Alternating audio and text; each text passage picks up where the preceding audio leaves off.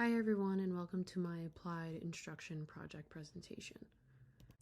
To start off with the educational context, in the future I want to be the best teacher I can be, and that starts with creating and thriving learning environment for my students.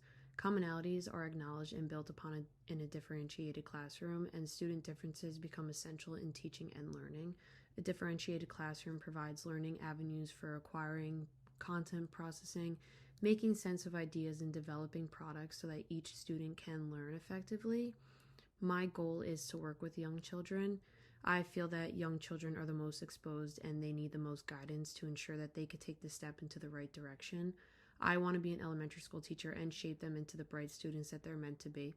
It could be hard to teach in this setting because children can be frantic, they cannot pay attention, they could want to go home, and there are many difficulties in teaching in this area. However, I aim to make the classroom setting fun while they learn so my students can stay engaged.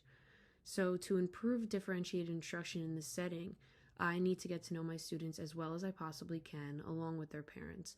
I need to know their strengths and their weaknesses to adapt to their needs and ensure that they can succeed in my class. So my plan will include getting to know the students and their parents moving forward. So educational context continued. My plan, like I said, will include getting to know my students and their parents moving forward. And I think that it should be mandatory to get to know your students.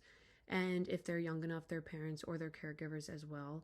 You know, if something is bothering them in class or they feel that they don't understand what's happening, they can talk to me about what they need. As a teacher, your goal should not be about you, it should be about your students. And I don't want my students to be scared to talk to me if they need an extension on work or they don't understand what to do. School is about their success, not mine. I will get to know each of my students on an individual level. This way, I will understand any accommodations that they need. I will meet with their parents or their caregivers during the first 2 weeks of school and talk to them about their child. And I'll get any more information that I need along with their contact information for emergencies or just to stay in touch with how their child is doing. I also, like I said, I want to incorporate an open door policy where my students can talk to me about what's going on in their minds. I feel that this creates a trust and a bond between me and my students, which will help them immensely during the class and in the future. One-on-one sessions I think will be really beneficial for my students. You know, at the beginning of the year, I can meet with each of my students alone, walk them through the year, allowing them to express what they want or how they feel.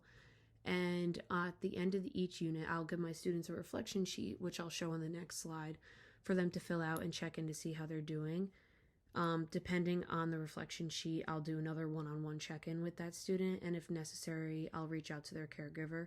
I think that a reflection sheet will benefit my students because they have the freedom to express their feelings without being judged by others, and they can kind of remain anonymously between their classmates. I will only know who is writing that, and they can maintain an open communication between my students and I. So this is Appendix A. As you can see, it shows a reflection. So on a scale of 1 to 10, 1 being the easiest, 10 being the hardest. How did you feel about this unit? What did I enjoy learning? What do I need to work on? So my students will fill out this reflection sheet, and then I will collect it from them so I can see where their head is at. So my plan and rationale for differentiated instruction for the pre-learning, pre-active activity, I chose brainstorming. Brainstorming encourages students to think creatively, encouraging all students to share their ideas no matter how far out there they may seem.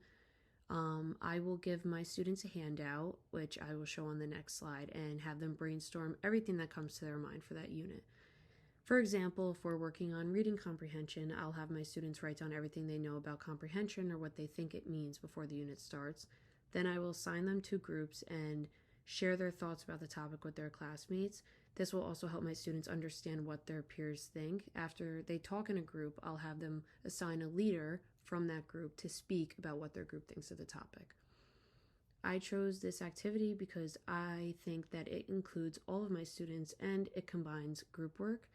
The students also need to converse with each other about their ideas to see where they all stand. This also gradually introduces students to the topic that will be learned and they won't feel blindsided.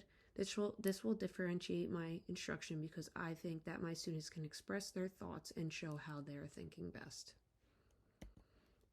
So this is Appendix B. As you can see, it says brainstorm, what do we know? And they will have that whole sheet of paper to write down everything they know about the topic or the unit that we will be starting. My during learning interactive activity will be Jeopardy! So students will be split into 4 teams and questions will come up on the smartboard for the students to pick from as Jeopardy! Style, which I will show in the next slide. The students will pick a topic that they want to get points on, and the winner of the game will get 5 bonus points for their next exam. This allows my students to enjoy what we are learning while staying engaged in the material, and I think that this will differentiate my instruction because it will help give visual and auditory learning to my students.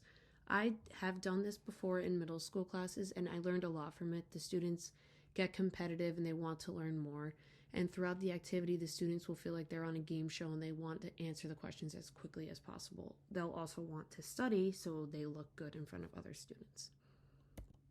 So this is what the Jeopardy! Would necessarily look like. So where the content is, that would be like, for example, let's say we're working on math. So the first one could be like algebra questions or multiplication, subtraction, stuff like that. And the students will get to pick if they want to do 500. And then when you click that, it will open up and it'll be a question that the students have to answer. So for my post-learning reflective activity, I chose a personalized learning plan. So at the end of the unit, the students will fill out the customized learning plan sheet to see how they felt during that unit and what they learned. This will help the students see where they are at individually in the course and help me as a teacher see where my students are and how they feel throughout the course. This will differentiate my students because they can be honest with themselves and me as a teacher. So this is what the learning plan will look like. So we'll go over the skill that we learned, such as listening, reading, writing, grammar, and they will fill out their learning plan. So what are they going to do? Have they completed it? And how did it go if they did complete it? So content, process, and product. Content is the input of teaching and learning. I want to ensure my students know what I am teaching them and what they want to learn.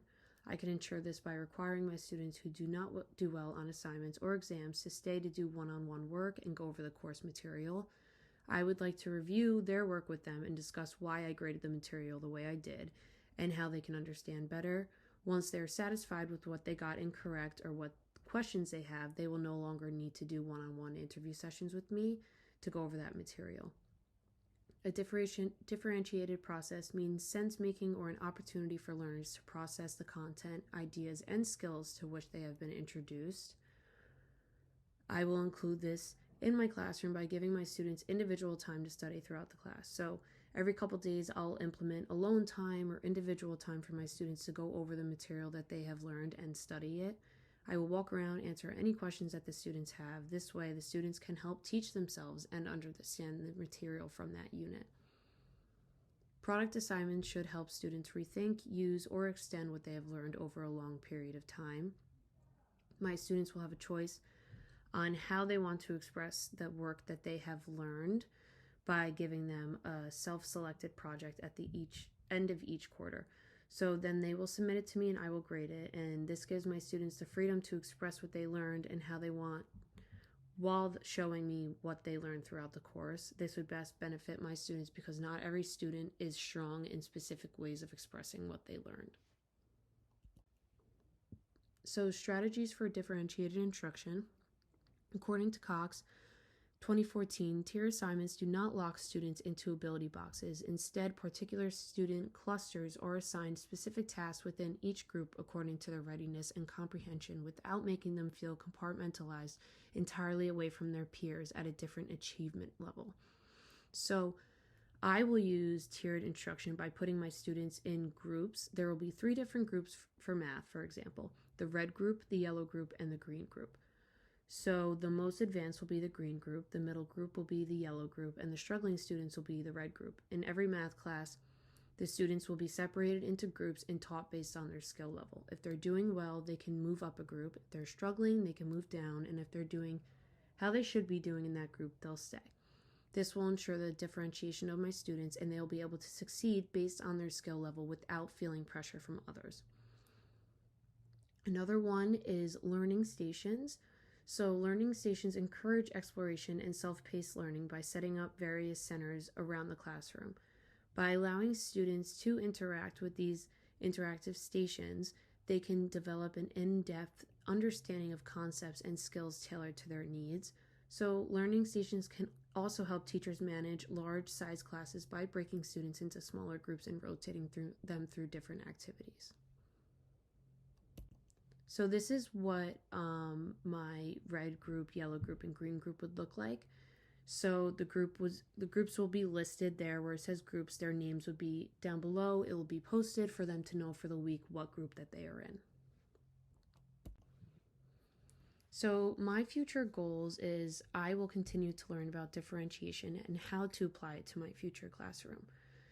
I think it's essential to stay up to date with how students change throughout the years to adapt to their learning styles. My 3 goals are to never be content with what I've learned, always put my students and their needs first in my classroom, and to find different ways to differentiate my classroom each month to ensure my students' success. When I become a teacher, I will still try to learn as much as possible. It could benefit me in the best way possible. Also, my students are constantly evolving. It is essential to stay up to date with how students change throughout the years to adapt to their learning styles.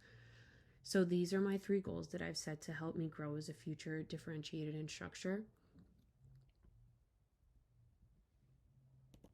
So for my summary, I plan to improve instructional differentiation in my future classroom by continuously checking on what my students need. If my students succeed in the classroom, then I believe that I am doing well as a teacher. I will never settle for what I've learned, but I'm going to strive to learn more. Teaching is not just a job, you impact every student that you encounter. The goal of a teacher is to make a good impact on your students, not a bad one. I will become a good teacher and lead my students to successful careers by using differentiated instruction. And to help my colleagues improve their differentiated instructions, I'll try to schedule monthly staff meetings to recap what we have done as teachers, and then we can see how our students are doing and what we need to adjust.